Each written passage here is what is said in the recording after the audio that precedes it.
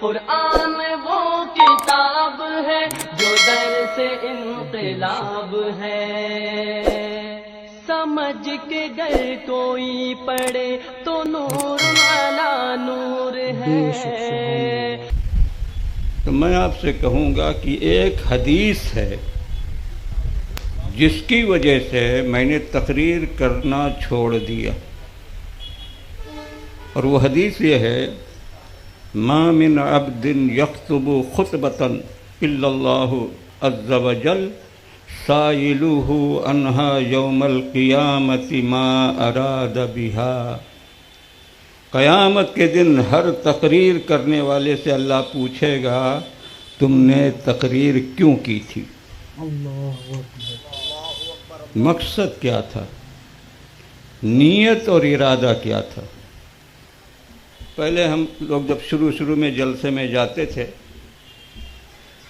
تو بات چیت جب آپس میں ہوتی تھی تو کہنے والے نے ایک مرتبہ کہا: ارے مولانا، میں جس جلسے میں گیا تھا کھوٹا کھمبا اپنا گاڑ کے میں آیا ہوں۔ 85 کے بعد یہ باتیں ہمارے لیے عبرت کا سبب بن گئی کہ ہم جلسے میں اپنا کھوٹا کھمبا گاڑنے کے لیے جا رہے ہیں۔ ہم تو جلسے میں اس لیے جائیں کہ ہماری باتوں سے ہماری بھائیوں کی اصلاح ہو جائے، اللہ راضی اور مصطفیٰ خوش ہو جائے۔ یہ کھوٹا کھمبا گاڑ کے تم کیا کرو گے اس دنیا میں؟ اگر تم نے یہ کہہ دیا کہ مولا اس لیے ہم تقریر کرنے گئے تھے اڑیسہ تاکہ ہم اپنا تمبو کنات صحیح کر آئیں، یہی جواب ہوگا۔ اس لیے لوگوں، مجھ سے سوال ہوگا تم نے تقریر کیوں کی تھی، اور تم سے سوال ہوگا کہ تم تقریر سننے کیوں گئے تھے۔ تقریر سننے کیوں گئے تھے؟ جلسہ کرنے والی کمیٹی سے سوال ہوگا تم نے تقریر اور جلسہ کیوں کیا تھا۔ آیا عالموں کو بلایا تھا یا عالم کے نام پر جاہلوں کو بلایا تھا؟ قصہ کہانی سنانے والوں کو بلایا تھا یا دین اور اسلام اور مصطفیٰ کی عظمت سننے کے لیے بلایا تھا؟ سوال ہوگا۔ اور پورے ٹکیا پاڑا کے مسلمان جنہوں نے چندہ دیا اس جلسے کے لیے، ان سے سوال ہوگا تم نے چندہ دینے سے پہلے اپنے پیسے کے لیے اس کا صحیح مصرف ہو گارنٹی لی تھی کہ نہیں؟ بے شک حق ہے۔ بچے گا کوئی نہیں، بچے گا وہی جس کی نیت خالص ہوگی اللہ کے لیے، اللہ کے رسول کے لیے۔ سبحان اللہ، سبحان اللہ۔ تو اب چونکہ میں نے تقریر چھوڑ دیا ہے، میں 2 باتیں کہنے آیا ہوں، توجہ کے ساتھ سنیے گا، اس لیے کہ انہی دونوں باتوں پر نجات ہے۔ دنیا چاہے جیسی گزر جائے، قبر اچھی ہوگی تو انہی دونوں باتوں سے، قیامت کے دن معاملہ اچھا ہوگا تو انہی 2 باتوں سے، اور نجات ملے گی تو انہی دونوں باتوں کی وجہ سے۔ کہہ دو سبحان اللہ۔ وہ کون سی بات ہے؟ ایمان، صحیح عقیدہ اور اچھا عمل۔ ایمان اور عمل صالح، صحیح عقیدہ اور اچھا عمل۔ اور یہ میں اپنی طرف سے نہیں کہہ رہا ہوں، 30ویں پارے میں ایک سورہ ہے سورۃ البینہ، اس کی آخر سے پہلے والی آیت ہے: ان الذین آمنوا وعملوا الصالحات اولئک ھم خیر البریہ۔ وہ لوگ جو ایمان لائے، نیک کام کیا، اولئک ھم خیر البریہ، یہی اچھے لوگ ہیں، یہی اچھے لوگ ہیں جو ایمان لائے اور انہوں نے عمل صالح کیا۔ اب عمل صالح کیا ہے اس کی تفصیل تو ہم نہیں کریں گے، لیکن جانے سے پہلے بطور مقطع ہم ایک حدیث کا ایک جملہ آپ کو سنا کر انشاءاللہ جائیں گے۔ اور ہم بھول جائیں تو پوچھ لیجئے گا۔ تو میرے بھائیوں، میری بات آپ تک پہنچ رہی کہ نہیں؟ اور امام صاحب ابھی کیا کہہ چکے ہیں، ان کا لحاظ کرو، ورنہ ہماری صحت پر کوئی اثر نہیں پڑتا ہے۔ میں نے زندگی میں پہلی تقریر سنی تھی 1968 میں، جس وقت میری عمر 13 سال کی تھی۔ اسی سال میرا حفظ ختم ہوا تھا اور اسی سال براؤں شریف میں پڑھنے گیا تھا، اور پہلی تقریر میں نے کی ہے 1976 میں، جو عاشورہ پڑا تھا، عاشورہ کے دن میں 10:30 بجے کانپور میں۔ تو میرے تقریر سننے کی لمبی عمر ہے، اور تقریر کرنے کی بھی چھوٹی عمر نہیں، اچھی خاصی عمر ہے۔ لیکن جو دکھ ہوا ہے اس عرصے میں وہ میں آپ سے بیان نہیں کروں گا، بس ایک جملہ کہوں گا، جو حق تعالی جل وعلا کسے مقام وی نگا، جو ہونی چاہیے تھی اس لمبے عرصے میں نہیں ہوئی۔ یہی وجہ ہے کہ ہم لوگوں نے یہ عقیدہ بنا لیا ہے کہ بس جلسہ کرو، نعت خانوں کے پڑھنے پر چلا چلی کرو، 10-20 روپیہ دو، بیڑا پار ہے۔ کیا؟ بہت خوب۔ اسی لیے تو اکثر ان اسٹیجوں کے جلسوں کے اسٹیج سے یہ شعر سنا جاتا ہے اور بمپھر نعرہ لگتا ہے کہ دوزخ میں تو کیا، میرا سایہ بھی نہ جائے گا۔ جی سنا ہے کہ نہیں؟ جی بول بھائی، سنا ہے کہ نہیں؟ لیکن سوچو اگر چلے گئے تو کیا ہوگا؟ ہنسو نہیں۔ مولانا شریف اس انتہا پسند مولوی کا نام ہے جو ہنسنے کے لیے تقریر نہیں کرتا ہے۔ ہو سکے تو اپنی آنکھوں میں 2-4 قطرے آنسو پیدا کرنے کی کوشش کرو۔ ہنسنے سے بندہ پھنستا ہے، روتا ہے تو نجات ملتی ہے۔ اس امت کو تباہی تک لے جانے والی ہماری جماعت ہے، جنہوں نے آج تک گل و بلبل، حکایت اور روایت یہی سنائی ہے، اور ہم آپ کو سنانے آئے ہیں۔ تم نے تو سنا، دوزخ میں تو کیا، میرا سایہ نہ جائے گا۔ کودے، اچھلے، ہنسے، پاکٹ سے 20 روپیہ نکالا۔ سید التابعین، مولا علی کے پروردہ حضرت حسن بصری رضی اللہ تعالیٰ عنہ بیٹھے ہوئے، ایک روایت بیان ہوئی، توجہ کے ساتھ سنو ٹکیا پاڑا کے لوگوں۔ اور روایت یوں بیان ہوئی کہ ایک بندہ جہنم میں 1000 برس رہے گا۔ کتنا؟ زور سے بول۔ 1000 برس۔ اور کیا کرے گا؟ وظیفہ کرے گا، یا حنانو یا منان، یا حنانو یا منان، یا حنانو یا منان۔ بولو، یہ وظیفہ کرنے والا مسلمان ہوگا کہ غیر مسلم ہوگا؟ اللہ کا نام، یا حنانو یا منان، جہنم میں۔ جب یہ حضرت حسن بصری نے سنا تو رونے لگے، اور روتے روتے کہا، یا لیتنی ذالک الرجل، یا لیتنی ذالک الرجل، یا لیتنی ذالک الرجل۔ کیا مطلب ہوا؟ حضرت حسن بصری کہتے، کاش میں وہ آدمی ہوتا جو 1000 برس کے بعد جہنم سے نکل کر جنت جائے گا، کاش میں وہ آدمی ہوتا۔ لوگوں نے کہا، حضور آپ جہنم میں جانے کی بات کر رہے ہیں؟ کہا نہیں، میں تو یہ کہہ رہا ہوں وہ آدمی اس طرح میں ہوتا۔ کیوں؟ فرمایا، میرا جنت میں جانا یقینی نہیں، لیکن اس بندے کا جہنم سے نکل کر جنت میں جانا یقینی ہے۔ یا لیتنی ذالک الرجل، کاش میں وہ آدمی ہوں۔ یہ کیوں نہیں سنایا گیا اس امت کو؟ نہ سنانے کا نتیجہ بتاؤں؟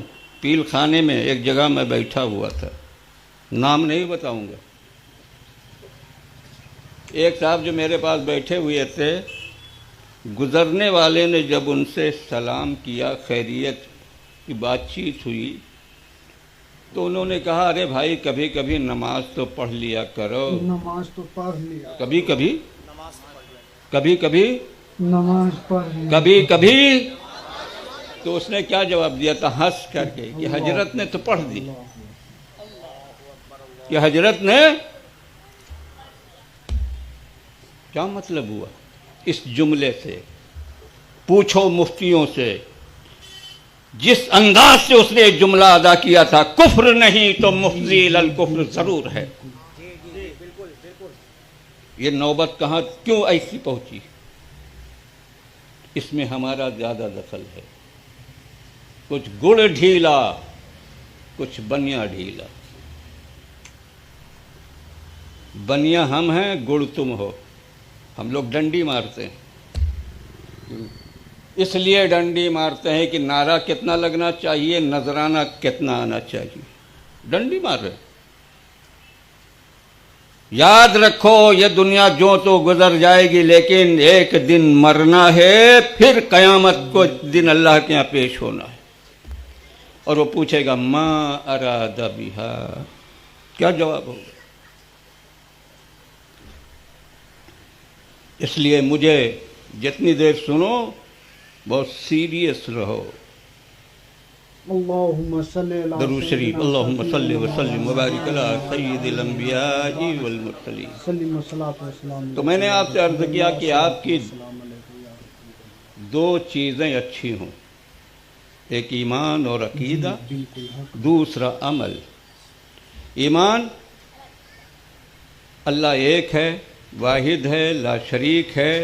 اس کے شان لم یلد ولم یولد ولم یکن لہ کفوا احد، وہی خالق ہے، وہی مالک ہے، سب کچھ اس کے دست قدرت میں. بے شک. توحید پر ایمان. اور ساتھ ہی یہ ہو محمد الرسول اللہ، محمد صلی اللہ علیہ وسلم اللہ کے رسول ہیں. اس کا مطلب کیا ہوا؟ بعد از خدا بزرگ توئی قصہ مختصر.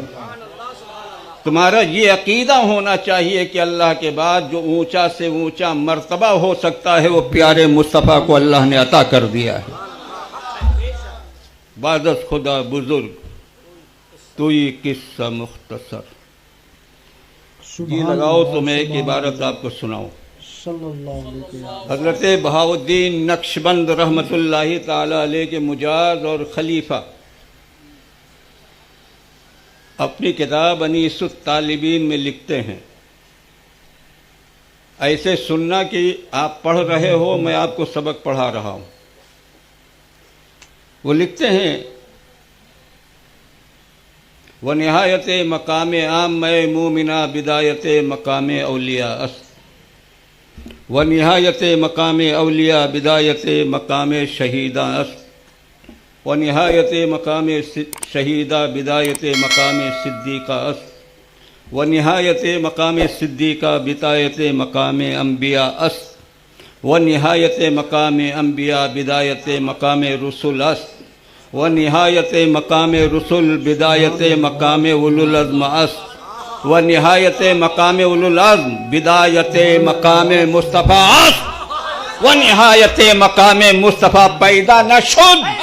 اللہ کا ولی یہ بتانا چاہتا ہے کہ عام انسانوں میں اللہ نے مومن کا مقام بہت اونچا اور بلند رکھا ہے. زور سے بولو سبحان اللہ. مومن کا مقام عام انسانوں میں بلند ہے. آپ سوچیں گے کہ مومن وہ کون لوگ ہیں؟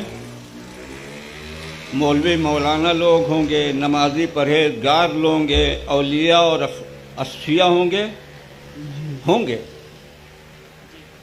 اگر تم نے کلمہ پڑھا ہے تو تمہاری بھی یہی شان ہے. کیوں؟